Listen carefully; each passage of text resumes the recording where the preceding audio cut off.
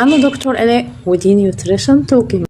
انت تعرف ان انت لو شربت عصير 5 برتقانات ده اكثر ضررا من انك تاكل برتقانة واحدة؟ ازاي؟ كمل معايا الفيديو عشان اغلبنا للاسف بيفكر ان هو لو شرب كوبايه عصير كانه اكل فاكهه، لكن دي خرافه رهيبه، دي منتهى الغلط.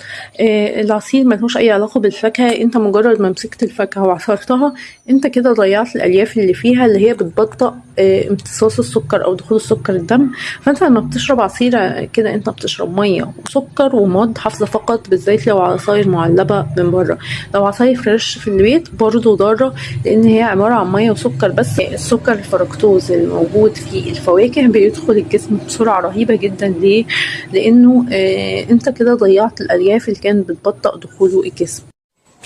عشان كده بدل ما تشرب عصير اعمل سموزي فواكه، اللي هو تقطع فواكه في اعمل عصير مثلا فاكهة واحدة وحط فيها قطع فواكه عشان تبقى الألياف داخلة مع السكر، مش السكر لوحده، عشان تقلل الجهد على البنكرياس وعلى تخزين الدهون، بالذات لمرضى السكر وبالذات للناس اللي هي بتقلل وزنها او بتعمل دايت او كده. لو استفدت من المعلومات في الحلقة دي اعمل لايك وسبسكرايب وفعل زر الجرس، وما تنسوش تكتبوا لي كومنتات تشجيع كتير.